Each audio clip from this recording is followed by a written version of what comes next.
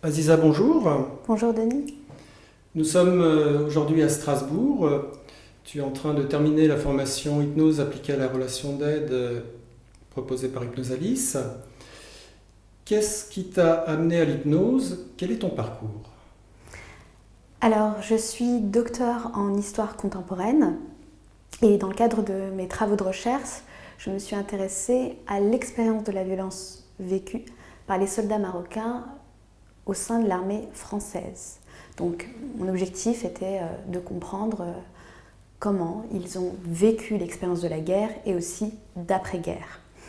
Mon travail de recherche, notamment à propos de la guerre d'Indochine, m'a amené à m'interroger sur la méthode heuristique. Et donc, j'ai été empruntée dans d'autres disciplines une méthode qui a été validée par mon directeur de recherche, et donc en sociologie, en anthropologie et même en psychologie.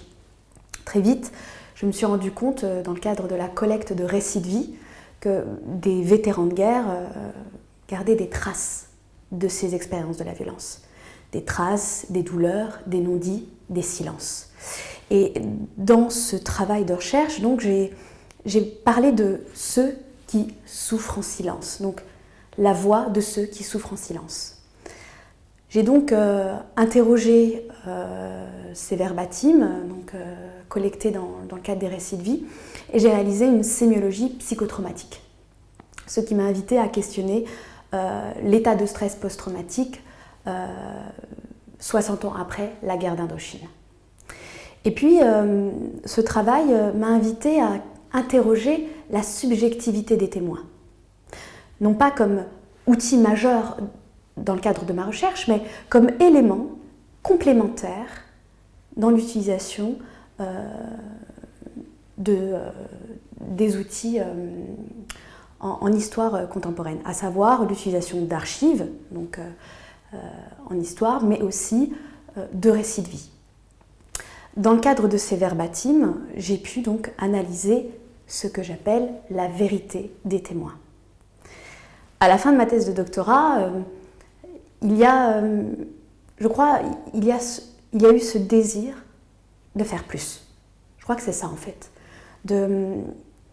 Effectivement, c'est toujours extrêmement riche de pouvoir libérer la parole des gens, de pouvoir leur dire, bon voilà, aujourd'hui en toute sécurité, en toute anonymat et intimité, vous allez pouvoir, à votre rythme, libérer la parole, si besoin est d'ailleurs. Mais qu'est-ce qui se passe après? Qu'est-ce qui se passe quand moi je quitte la salle, en fait, quand je quitte le salon de ces vétérans? Alors oui, je réalise une analyse et je trouve que c'est en cela que le travail de recherche est extrêmement riche, parce qu'il permet de mieux comprendre le passé. Et donc, en cela, effectivement, c'est d'une richesse inouïe. Mais moi, en tant qu'humaine, moi, en tant qu'individu subjectif aussi, j'avais envie d'acquérir d'autres outils de compétences. Et l'hypnose s'est invitée à moi. Aujourd'hui, je comprends encore plus pourquoi d'ailleurs. Parce que je me suis rendu compte qu'il y a eu, en fin de compte, beaucoup de moments avec ces vétérans où je crois que nous pouvons parler d'hypnose conversationnelle, en fin de compte. Alors, l'hypnose a été la voie naturelle, j'ai envie de dire, pour proposer concrètement un outil thérapeutique me permettant d'accompagner des personnes en souffrance. Et quels sont les points forts que tu as trouvés dans la formation que propose Hypnosalis par rapport à ce projet? Alors j'en ai trouvé plusieurs. Tout d'abord, le groupe, cette synergie dans le groupe où nous arrivons tous de parcours et de milieux totalement différents et en même temps, on est tous là pour un but commun en fait. Le consultant. On est là pour apporter nos compétences à un consultant, pour lui permettre de se transformer. J'aime beaucoup ce mot. La transformation, c'est quelque chose qui est très parlant et d'une certaine manière, j'ai envie de dire que tous les apprentis que nous sommes, nous avons un petit peu en nous ce désir de transformation aussi. Et donc, chez Hypnosalis, ce que j'ai trouvé, c'est aussi des formateurs complémentaires. Et là, c'est le docteur en histoire qui s'exprime. J'ai toujours été appelée par cette pluridisciplinarité en fait. dans mes travaux de recherche, j'ai été guidée par un directeur de recherche qui m'a invitée à me questionner, à m'interroger et aller à la rencontre de ceux et celles qui peuvent m'apporter des outils complémentaires. Et donc pour moi, le travail pluridisciplinaire est fondamental.